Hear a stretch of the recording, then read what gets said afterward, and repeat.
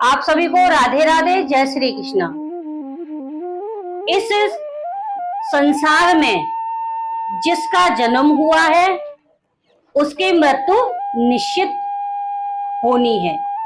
यह कड़वा सत्य है, लेकिन यह बिल्कुल सत्य है। जिस जीव का जन्म हुआ है उसे एक ना एक दिन इस संसार को छोड़कर जाना होता है, और वो निश्चित जाएगा छोड़ के। कोई भी संसार में परमानेंट नहीं है, कोई भी संसार में स्थायी नहीं है। जितने भी जीव हैं 84 लाख योनियां हैं। जिस योनि में जो जीव आया है वो योनि उसे निश्चित एक दिन छोड़ के जानी पड़ेगी। ये एक संविधान है, ये भगवान का एक नियम है, क्योंकि यहाँ पर जो भी आया है वो एक ना एक दिन यहाँ से विदा होकर गया है। कोई भी जीव जब इस संसार से और अपने परिवार से अंतिम विदा लेकर जाता है तो उसकी आत्मा कब तक इस संसार में और कब तक उस परिवार में भ्रमण करती है। गरुड़ पुराण के अनुसार 13 दिन तक उस जीव की आत्मा उसी के परिवार में निवास करती है, यानी कि उसी परिवार में वो भ्रमण करती हैं। जब शरीर किसी का पूर्ण होता है तो पूर्ण होने पर 24 घंटे तक वह आत्मा यमराज उस जीव को धर्मराज के पास ले जाते हैं, और धर्मराज उस जीव का लेखा जोखा अपने चित्रगुप्तों से दिखवाते हैं। कितना किसने पुण्य किया, कितना इसने दान किया, कितना इसने नाम जाप किया, और कितना इसने अपने कल्याण के लिए तीर्थ यात्राएं की। ये सब लेखा जोखा आप देखिए, यानी कि कितने अच्छे कर्म किए और कितने अशुभ कर्म किए, कितने इसके पाप हैं और कितने इसके पुण्य हैं, वो सारा वही खाता उनका खोला जाता है। तो 24 घंटे यानी कि 24 घंटे तक ये सारा लेखा जोखा उस जीव का देखा जाता है। जब जीव इस शरीर को यानी कि मानव के तन को जब छोड़ के जाता है, इस घर को छोड़ के जाता है, तो उसका पार्थिव शरीर तो उस परिवार में रह जाता है, लेकिन उस आत्मा को यमराज धर्मराज के पास ले जाती हैं। 24 घंटे तक वो आत्मा वहां पर रहती है। उसके बाद में उस पार्थिव शरीर को अग्नि संस्कार देकर उसका अंतिम संस्कार किया जाता है। लेकिन 24 घंटे के बाद में वो आत्मा पुनः उस परिवार में वापस आ जाती है, जो स्वयं यमराज उस आत्मा को वहां पर छोड़कर जाती है। और वो आत्मा कब तक उस परिवार में रहती है? वो आत्मा जब तक रहती है जब तक वहां पर उस आत्मा का विधिवत रूप से, नियम से और वेद शास्त्रों के अनुसार अंतिम संस्कार नहीं हो जाता, यानी कि त्रयोदशी संस्कार नहीं हो जाता। त्रयोदशी संस्कार तक वो जीव उसी परिवार में भ्रमण करता है, उसी परिवार में रहता है, और वो आत्मा खुद अपने आंखों से यानी कि देखती है उस परिवार को कि उसके प्रति लोगों का कैसा भाव है, कैसी श्रद्धा है, या लोग खुशी मना रहे हैं मनी मन में, या मनी मन में वो दुखी हैं। क्योंकि किसी को दुख होता है किसी के जाने का, तो किसी को सुख होता है।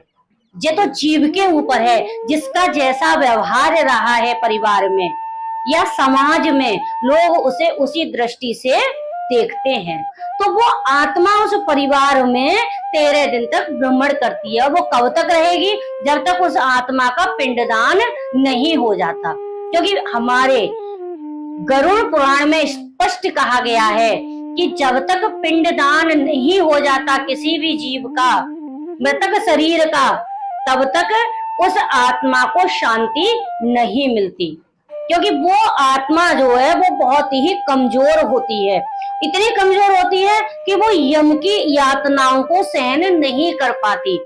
इसीलिए उसको उस परिवार में भेजा जाता है। उसके प्रति दान पुण्य जो भी हम करते हैं, त्रयोदशी संस्कार में ब्राह्मणों को ब्रह्मभोज कराते हैं, और जो भी हमसे बनता है वो हम उनको दान में उनके निमित्त हम देते हैं। और पिंडदान यानी कि पिंडदान का इतना बड़ा महत्व बताया गया है कि इस पिंडदान की शक्ति, इस पिंडदान की जो पावर है वो जीव यानी कि जो आत्मा है 1 साल तक उसे बलिष्ठ रखती है और उस आत्मा को वो पिंड जो है कमजोर नहीं पड़ने देता।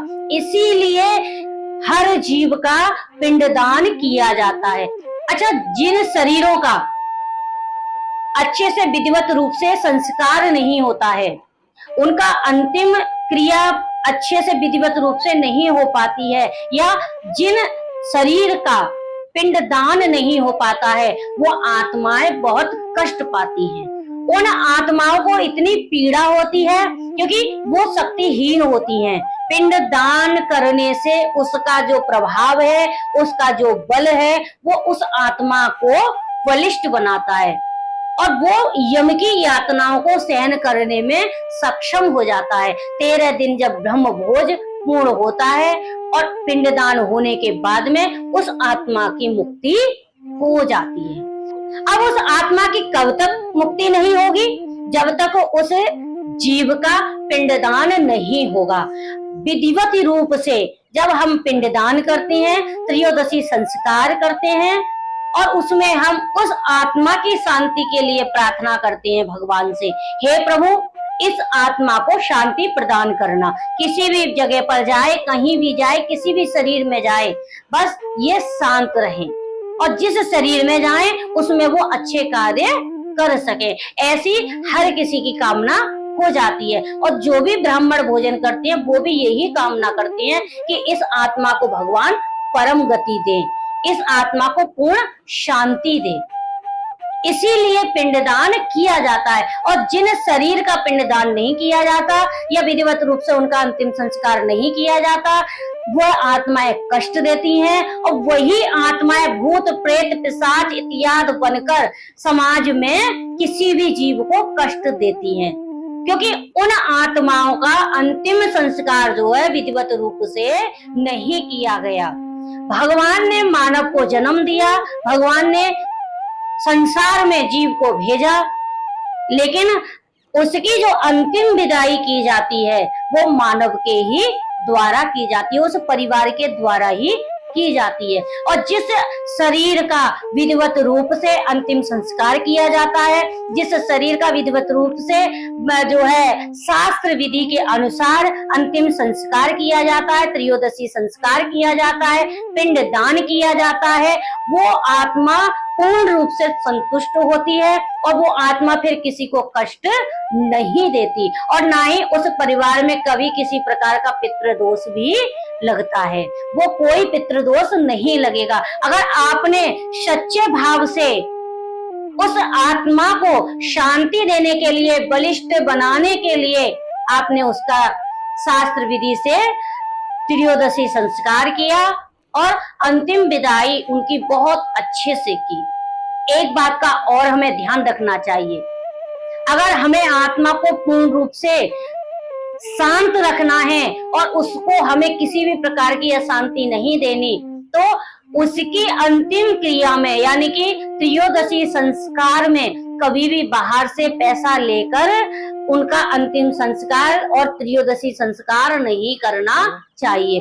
अगर ऐसा करता है कोई भी परिवार अपने पिता का, अपने बाबा का, अपने किसी भी सगे संबंधी का, अगर त्रयोदशी संस्कार दूसरे से पैसा लेकर या कर्जा लेकर वो भव्य रूप में, बड़े रूप में दिखाने के लिए करता है, तो वो आत्मा कभी भी परम गति को प्राप्त नहीं होती, क्योंकि वो आत्मा ये मन में कुसकुसाती रहती है कि आज मेरे बच्चों में, मेरे परिवार में इतनी सामर्थ्य नहीं है जिससे वो मेरा अंतिम संस्कार और मेरा त्रयोदशी संस्कार या मेरा पिंडदान अपने पैसों से कर सके। वो भी कर्ज लेकर, यानी कि मेरे कारण दूसरे से कर्ज लेकर वो इस कार्य को कर रही है। और कैसे ये इन पैसों को दे पाएगी, इस कर्ज से कैसे मुक्त हो पाएगा मेरा परिवार। इसीलिए वो आत्मा बहुत दुखी होती है। वो जाती तो है 13 दिन बाद उस परिवार से, लेकिन वो आत्मा कभी भी पूर्ण शांति में नहीं रहती। जहां भी जाती है, जिस शरीर में जाती है वो आत्मा, वो वहां भी अशांत रहती है।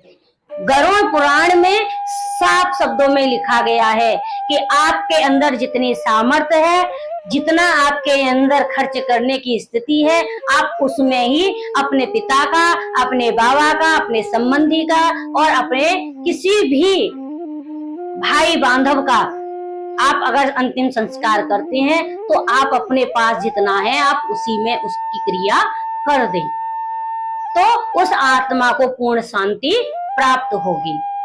तो 13 दिन तक वो आत्मा आप ही के परिवार में, आप ही के संबंधों में और आप ही के आसपास भ्रमण करती रहती है। तो उस आत्मा को परम शांति देने का कार्य केवल परिवार करता है। उस आत्मा को परम गति देने का कार्य वो परिवार करता है, जिससे कि वो यम की यातनाएं सहन कर सके। उसका, क्योंकि शरीर तो है नहीं, आत्मा है और आत्मा सूक्ष्म होती है, उसका कोई शरीर नहीं है, वो निराकार है।